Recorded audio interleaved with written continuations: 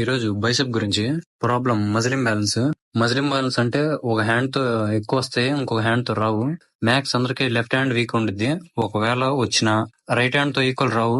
అట్లాంటప్పుడు ఏం చేయాలంటే వీక్ హ్యాండ్ ని ఎక్కువగా ట్రైన్ చేయాలి. అందరు చేసే మిస్టేక్ ఇది. ఎంత వీక్ అయితే అంత ఎక్కువ ట్రైన్ చేయడం కాదు, మజిల్ ఫెటిగ్ ఇంకా ఎక్కువ దాని వల్ల. అందుకే దాన్ని పర్ఫెక్ట్ గా ట్రైన్ చేయడం నేర్చుకోవాలి.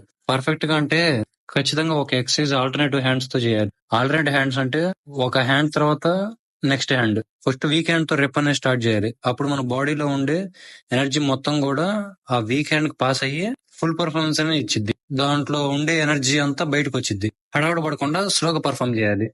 ఇట్లా చేస్తూ ఉంటే మీ వీక్ హ్యాండ్ అనేది మీ ఆపోజిట్ హ్యాండ్స్ తో ఈక్వల్ గా అయ్యింది. సేమ్ నాలాగా. ఇప్పుడు నా హ్యాండ్స్ మజిల్ స్ట్రక్చర్ రెండు డిఫరెంట్ గా ఉంటాయి, కానీ స్ట్రెంత్ మటుకి రెండు ఒకేలా ఉంటాయి. నేను ఎంత కష్టపడి ట్రై చేసినా నేనే డిఫరెన్స్ కనిపెట్టలేను. అట్లాంటప్పుడు ఎప్పుడైతే రెండు హ్యాండ్స్ ఈక్వల్ గా అయిపోతాయో, లెఫ్ట్ హ్యాండ్ ఒక రోజు ఫస్ట్ ట్రైన్ చేయండి, రైట్ హ్యాండ్ ఒక రోజు ఫస్ట్ ట్రైన్ చేయండి. ఒక వీక్ అట్లా, ఇంకో వీక్ ఇట్లా ఇట్లా మజిల్ ఇంబ్యాలెన్స్ అనేది లేకుండా ట్రైన్ చేయొచ్చు.